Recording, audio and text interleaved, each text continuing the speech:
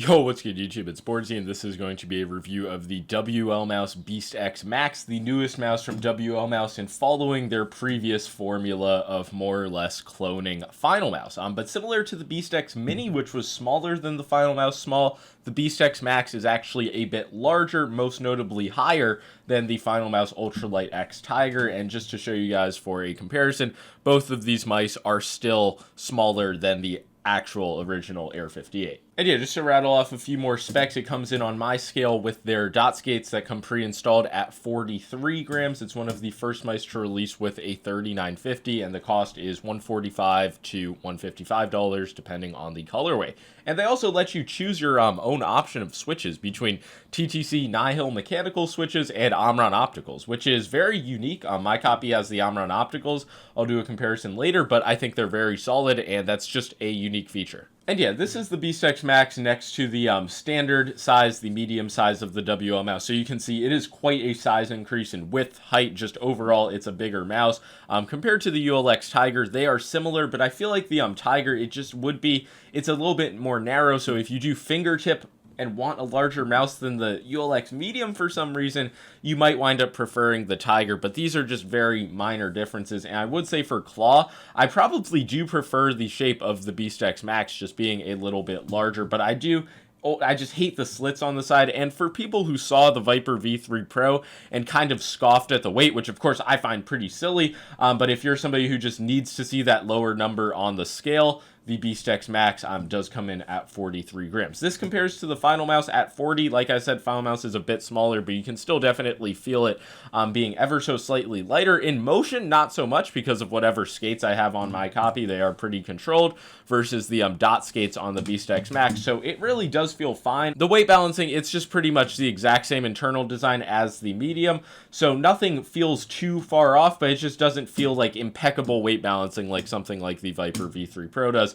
And yeah, I'm not gonna lie, when I first saw this mouse being a larger shell, having just the battery in the back, I was like, oh, maybe this will be a little bit front heavy, but in motion, in real use, I just can't say that. But it's just definitely, like, if you're nitpicking, you can say that the ULX Tiger does have a little bit better weight balancing, but that's not really what I would make the decision over. But yeah, moving on to build quality, weirdly enough, like, out of the box, I had a few creaks while, like, gripping towards these bottom poles, but then they just went away, and it hasn't been any type of an issue. So I don't know if the mouse, like, it just needed to break in and became better quality. That sounds like schizo, but now I just don't have any issues with the mouse. Like, no matter how hard I squeeze it, build quality seems to be on the same level as the Fabulous Beast mouse. Yeah, with my ULX Tiger, I honestly do have a few minor issues and not a ton of use. Like, for some reason, it's not the original, like, flexing issue from the batch 1 copies, but still sometimes whether I'm fingertipping or claw gripping, like towards pretty much just below this bottom side button, I can feel just this weird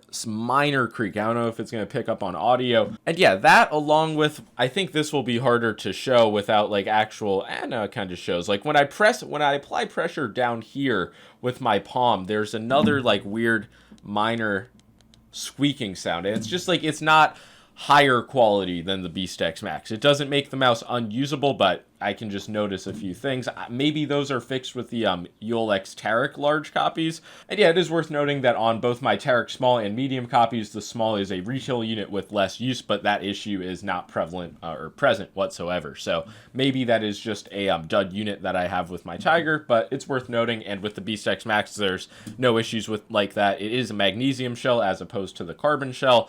And yeah, really my biggest issue with the design is just these slits. I really hate them. And if they manage to like still keep the same weight but do like a solid shell with a really good coating like the Viper V3 Pro, I don't know if that's doable, but that would probably make me main the mouse. But in its current form, they do provide you with a ton of stuff out of the box. If you are a grip tape person, they just give you so much. They even give you this, like, I'm pretty sure it's the same as like what X-Ray Pad uses, but it's just like this universal grip tape. So you do get a lot of stuff. I just rock with the slits and just deal with it. I know that there are some people who really do like them. They cope with it. They say like they do give you a consistent claw grip, which I kind of did buy into with this mouse, but I don't know. They definitely still take away from my experience with the mouse. But yeah, getting back to the shape, I guess I kind of got off topic, but it just feels more like voluminous than the Viper V3 Pro. It just feels a bit more bulky. And I personally prefer the flatter sides. Just overall, the Viper V3 Pro, I just talk about it so much, but it's just so perfect for claw grip for me. I do feel like these appeal to similar hand sizes. And yeah, regarding fingertip grip, I can't say that the BeastX MAX is certainly going to be a better experience, but if you are bought into lighter mice for fingertip grip and you do enjoy a wider, larger mouse, then you could go for the BeastX MAX. I mean, you can do whatever you want, but I'm talking about what I would recommend. But honestly, after spending a good amount of time with the Viper V3 Pro, I just don't even hate it for fingertip either, but I know I'm probably in the minority for that. But it definitely does have a thinner grip width feeling than the BeastX MAX. And yeah, price-wise, you can get the Viper V3 Pro for $160 versus the WLMouse after shipping, etc. That's going to come out to around $160 as well. So it's really like, do you want the reliability, the warranty of Razer, or do you want the lighter Chinese mouse? That is your choice, because it is a budget option compared to Final Mouse, but it's still not like a budget mouse. If you're on a true budget, just get a fucking R1 Pro. You probably aren't watching this video. But if you are just a degenerate magnesium mouse enjoyer and you want the largest feeling option, this definitely does have a small edge over the Tiger in terms of size. Overall experience, it's just really going to be a toss-up in terms of what you prefer. But I would say that for claw grip, especially towards the back of the mouse, the BeastX MAX just feels a bit more prominent. The proportions just feel a bit better for my hand size and how I claw grip. So it really depends, and I don't know if I mentioned this earlier, but if you already have a Tiger, there is just no need, unless your unit is like really bad quality, to go get the WLMouse. But if you don't have a Tiger and this is the type of shape you want, like who knows when the next Final Mouse drop is even. Like it just probably makes more sense to spend less and get this. And yeah, now going to a more random topic, the side buttons. I do feel like WLMouse has unfortunately regressed with the side buttons. I'm trying to show you the how much they protrude from the mouse, because I just feel like it is less significant than the Fabulous Beast, the medium-sized version. And it's something that I noticed right off the bat, and it's just, I can't for the life of me think of why they would do this. It's just they don't protrude as much. They're still not bad. I'm able to play Fortnite with them no problem. The click on them is actually very light, spammable. But I mean, for future batches, I just think that's a change that they could make. And I mean, if you want to see it compared to Final Mouse, you can see they protrude from the shell a good amount. I mean, the Viper V3 Pro, it's like you won't even believe the difference. But yeah, that's like one of my bigger gripes with the mouse. The experience, it's not bad. Now getting to the main switches, like I said, you have the option between the Nihil switches and the Omron opticals. I'll do a sound test. These are the other option, not the Omrons. And they just have a bit of a pingy sound. I just don't love the sound and just overall feel tactility compared to the Omron opticals, which just do feel like a pretty good optical switch implementation. Honestly, like if these were in the Razer Viper V3 Pro, I would probably say that the Viper V3 Pro has like a better click implementation than it does now. So I mean, the clicks are fine compared to the original batches where I kind of complained about the rebound, like a sort of stiff feeling. That is definitely gone. And I mean, that was really just the first WLMouse that I had an issue with that. Overall though, the clicks, they do have a bit more wobble than my previous WLMouse. So they just, overall, the buttons might be a little bit looser. And yeah, this could just be my unit once again, but that is worth noting. Really no issues with like creakiness, pre-travel, post-travel. The click experience is just all around solid. Obviously, the click latency is not going to be an issue. You can get an idea of the comfort grooves. They obviously are there, but they're just not, in my opinion, extremely restrictive. The coating, this is probably the least impressive WLMouse coating because it just feels like a standard like metal mouse. It's not their skin coating. It doesn't feel like dry. It doesn't feel painted. It just feels kind of standardized. And I know this is the version that costs $10 more. Maybe it's because of this like epic fade. I'm not sure. But yeah, it's just definitely worth noting that at least at the moment, I don't think there are any versions with a really premium feeling coating. Like it does look cool in the light. There's no denying that. But it definitely does not have like a rubberized feeling. It's closer to glossy than rubberized, but it's not like extremely glossy, if that makes sense. So overall, I would say on the sides, it's a bit more passable than the main clicks, and it's not like they're bad. Once again, I use this mouse without grip tape the entire time, but yeah, just not the most premium coating. The scroll wheel, they have updated the texture compared to the original batches, which just kind of had like a generic cheap feeling, and yeah, it's fine. The click is on the like medium end of force. I don't have any issues getting it consistently, but yeah. And yeah, the wheel itself is almost silent. It's not like super loose feeling. It's just just reliable in my opinion, consistent. I have nothing to note with the wheel. And yeah, I believe that about covers the top of the mouse. I hope you guys have a good understanding of this like scaled up final mouse shape. Now it is time to talk about the bottom of the mouse, the sensor, software, battery life, implementation, etc. This is one of the first mice to release with the 3950 sensor, like I said, and the implementation is very solid in my opinion. After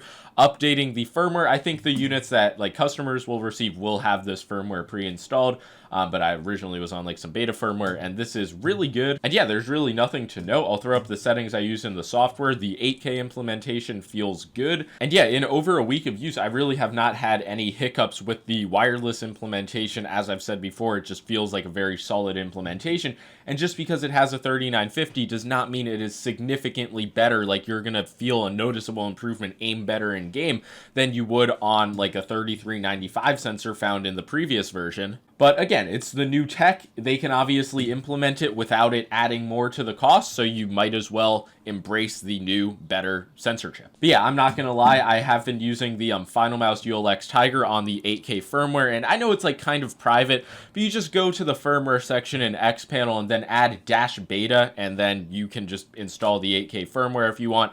And I would not be able to tell you which mouse like has the superior feeling sensor implementation in a blind test. I mean, it's just the truth. But yeah, I mean, I can really say that this implementation, there was nothing about it that felt suspicious to me. You can see the sensor position. I'm sure some people would love for the sensor position and the on-off switch to be flipped. Yeah, again, it's nothing really too massive, and you can kind of see it lines up with Final Mouse's sensor position. And yeah, pretty much I am just satisfied with the tech side of things along with the rest of the mouse. They do have this mode called button combine in the software, and I just didn't know what it was, but it pretty much means like it allows button combinations to like be activated. Like if you're pairing the mouse, just doing something like that. So if you do not want any like accidental hiccups, just stuff like that, I guess turn the setting off, but it's not really going to be an impactful setting. But I've never seen it in a mouse's software before, so I figure might as well tell you guys what it is.